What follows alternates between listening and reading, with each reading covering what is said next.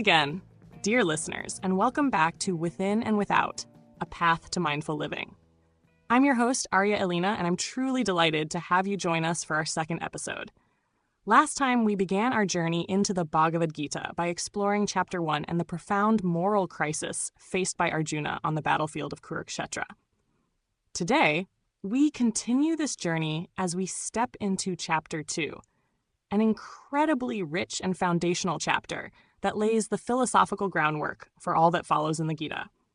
Before we begin, I'd like to invite you to support this channel.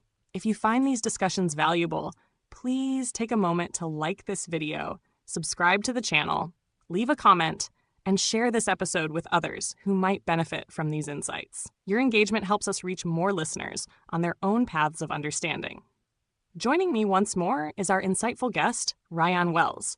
Rayan's thoughtful perspectives helped guide us through Arjuna's initial despair. Today, I'm certain his clarity will help us unravel the deeper wisdom Krishna shares with Arjuna in Chapter 2. Welcome back, Rayan. Thank you, Arya. It's wonderful to be here again. Chapter 2, often referred to as Sankhya Yoga or the Yoga of Knowledge, is indeed pivotal. It addresses existential questions that have intrigued humanity for millennia: the nature of the self, the concept of duty, and how to engage in action without being ensnared by its outcomes. These themes resonate just as powerfully in our modern world as they did in ancient times. Before we delve into the specifics, let's set the stage again. The Bhagavad Gita is a 700-verse dialogue embedded within the epic Mahabharata, taking place on the battlefield of Kurukshetra. This battlefield, although literal, also symbolizes the inner conflicts we face, conflicts of duty, values, and identity. In Chapter 1, we saw Arjuna, one of the Pandava princes, gripped by despair and moral confusion as he confronted the terrifying prospect of waging war against his own relatives, teachers, and friends. His bow slipped from his hands. He was utterly paralyzed. Now, in Chapter 2, Krishna steps forward, not merely as a charioteer, but as a teacher and guide. Rayan, could you explain why Chapter 2 is such a turning point in the Gita's narrative and philosophical framework? Certainly, Arya. Chapter 2 marks the beginning of Krishna's spiritual discourse. Up until now, Arjuna's despair dominated the scene. Krishna listened patiently as Arjuna laid bare his anxieties, uncertainties, and grief. Then at the start of Chapter 2, Krishna begins to offer guidance, timeless wisdom informed by the rich philosophical environment of ancient India.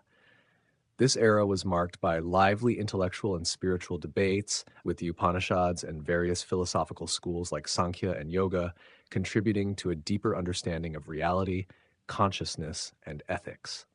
Krishna draws on these traditions, synthesizing their insights into a cohesive, practical philosophy that addresses Arjuna's crisis head-on. So Krishna, as a teacher, is drawing from a wellspring of thought that includes the impermanence of the material world, the eternal nature of the soul, and the importance of ethical action. These were not new concepts, but Krishna organizes them in a manner that directly addresses Arjuna's predicament, correct? Exactly.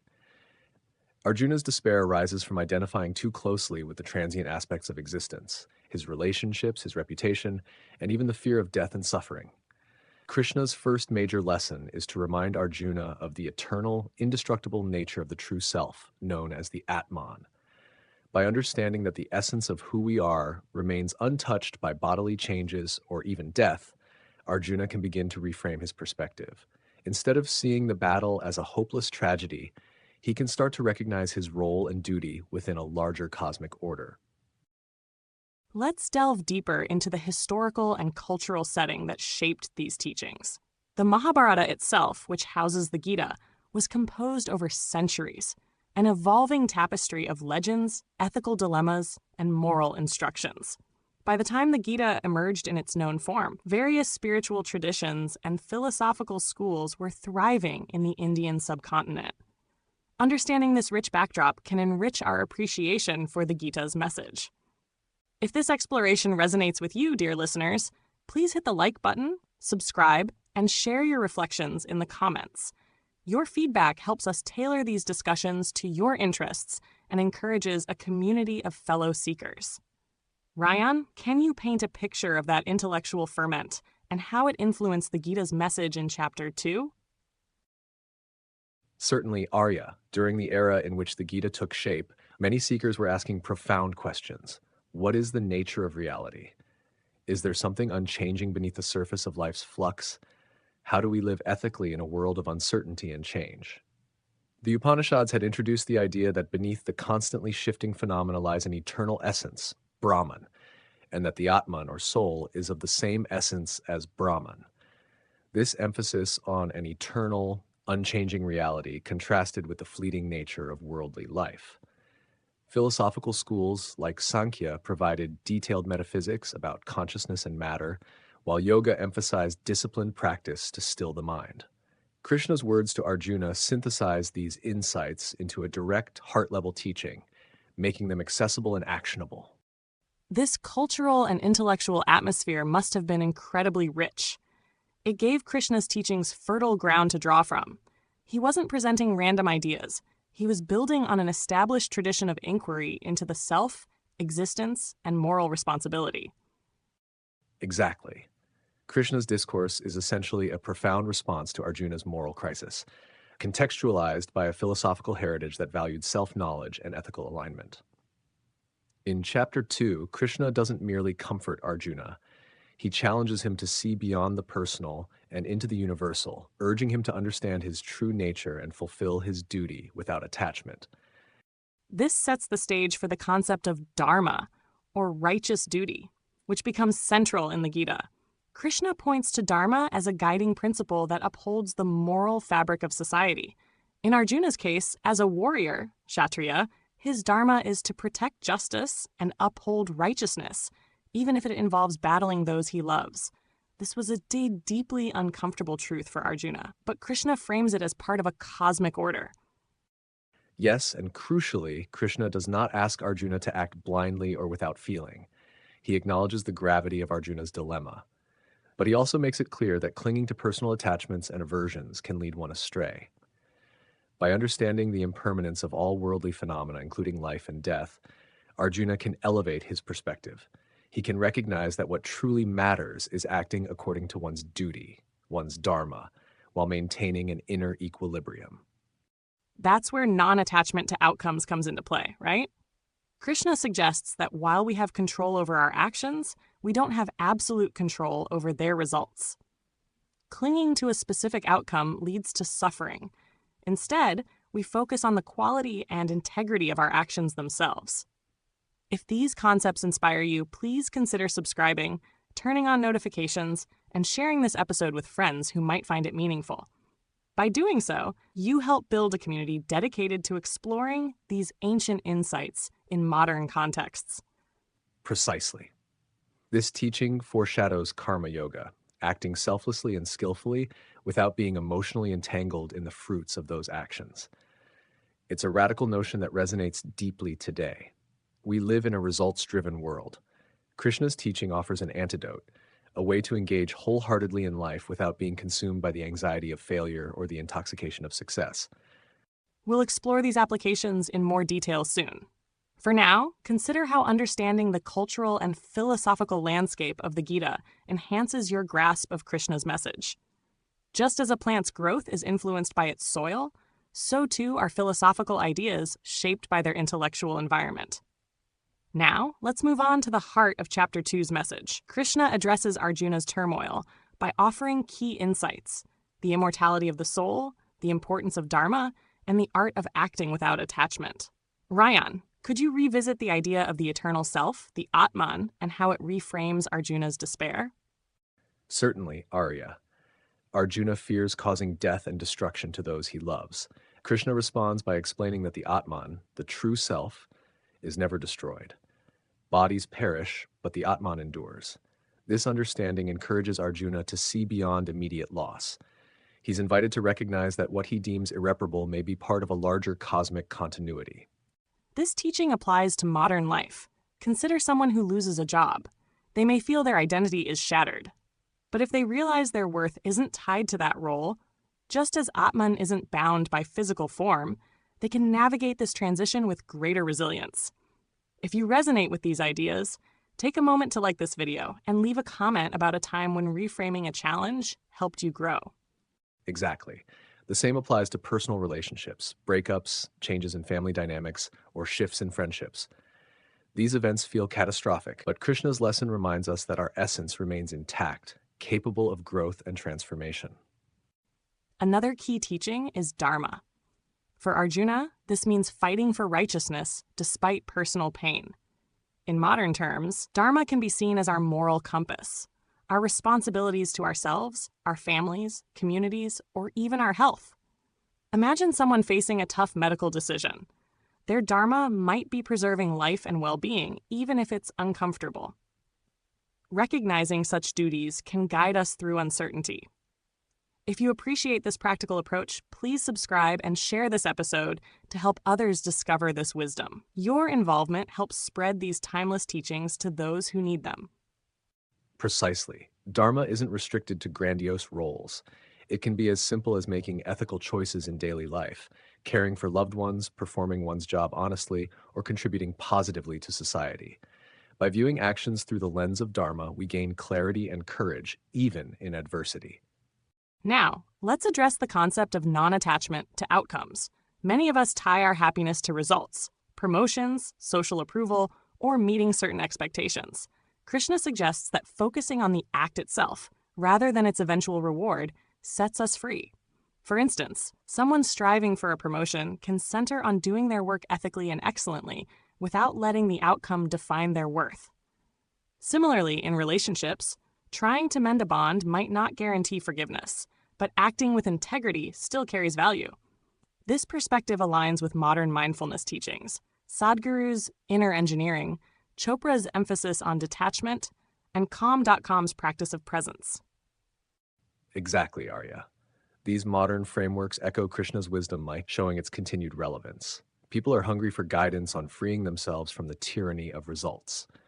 Chapter 2 offers a blueprint. Understand your true self, fulfill your responsibilities, and remain composed regardless of external outcomes. Before we go further, let's pause for a moment of reflection. Close your eyes, if you can, and consider a situation where you felt stuck between your desires and your moral obligations, or anxious about achieving a certain goal. As you breathe, imagine stepping back and seeing a wider perspective. Your essence isn't confined by success or failure, and your sincere efforts hold intrinsic worth. If this resonates, please subscribe to stay connected with future episodes. We'll explore more tools and exercises to cultivate this mindset. Now, some might argue that focusing on dharma and letting go of outcomes is lofty. How do we apply these teachings in a results-oriented world? Krishna's advice doesn't mean apathy, it means balanced engagement. A dedicated professional still cares about excellence and meeting goals, but they don't let a single failure or success define their identity. This often leads to better performance, as fear and ego no longer cloud judgment. In personal relationships, non-attachment doesn't mean not caring. It means caring deeply but not becoming emotionally crippled if things don't go as hoped. You maintain integrity, kindness, and open communication without demanding a particular response. Let's practice this concept. Close your eyes again. Think of a situation where you yearn for a specific outcome. Picture that outcome as a leaf floating on a stream. Watch it drift away. Commit fully to your actions, yet free yourself from the outcome. When you open your eyes, consider how this makes you feel. If you find these exercises useful, please like, comment, and share this with friends who might benefit. By doing so, you're helping build a supportive community. Ryan, can we do another exercise focusing on dharma? Of course, close your eyes. Think of a duty in your life, mentoring someone, making ethical decisions at work, caring for yourself or loved ones. Envision yourself fulfilling that duty wholeheartedly, aligned with your values, regardless of immediate recognition. Remind yourself, my duty is my anchor, my intention is pure, I find meaning in right action, not in external praise or blame.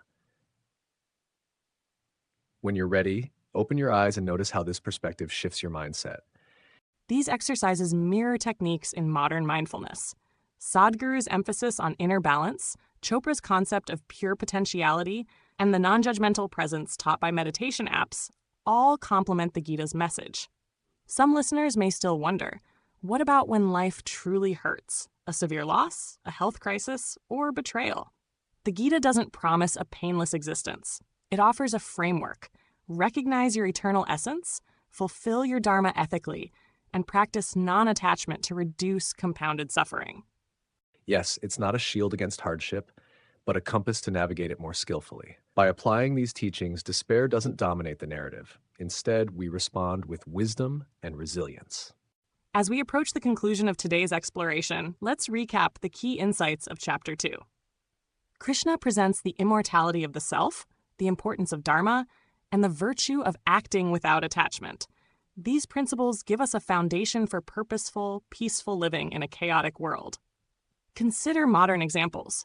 Navigating career changes without letting outcomes define you, embracing health challenges as opportunities to honor life, maintaining relationships with integrity rather than clinging to results, and advocating for causes grounded in righteousness, even if progress is slow. If these reflections are meaningful to you, like this episode, subscribe and share your experiences in the comments. We value your perspective. Exactly. It's reassuring to see how modern teachers and resources align with these messages. Wisdom, whether ancient or contemporary, points us toward inner stability and ethical action. The Gita encourages steady effort, contemplation, self-examination, and daily application to internalize these lessons. That's why we offered journaling prompts. 1. Exploring the eternal self. Reflect on a recent change or loss and view it from your unchanging essence. 2. Clarifying your dharma. Identify a role that matters deeply and consider how fulfilling it aligns with your values. 3. Non-attachment in action. Focus on quality effort rather than outcomes in an area you're currently fixated on. 4. Real-life integration. Reimagine a recent conflict guided by Krishna's counsel, eternal self, dharma, and non-attachment. As we move forward, Chapter 2 sets the philosophical foundation. Chapter 3 will delve deeper into karma yoga, how to put these principles into sustained, selfless action. Krishna will show us that everyone must act, and by acting in harmony with dharma, we foster spiritual growth and community well-being. Chapter 3 builds on Chapter 2's philosophy, showing us how to implement these ideas in everyday life, avoid the pitfalls of inaction or selfishness, and recognize that service to others can be a path to liberation. I'm looking forward to exploring that with you, Rayan, and with our listeners. If you've enjoyed today's discussion, please like, comment, and subscribe. Your support enables us to continue sharing these timeless teachings. May you approach your actions with wisdom, your duties with sincerity, and your outcomes with grace. Remember, these teachings aren't confined to ancient battles or distant epochs. They're living principles for your life right now. True freedom comes from understanding who we are and why we act, not from controlling every external event. Beautifully said, Rayan. Thank you, and thank you, listeners, for joining us on Within and Without, a Path to Mindful Living. Stay mindful, stay curious, and we'll see you in the next episode. Take care, and if you've found value here, share this episode so others can discover these insights too. Subscribe to our channel for more insights and practices to bring mindfulness into your everyday life.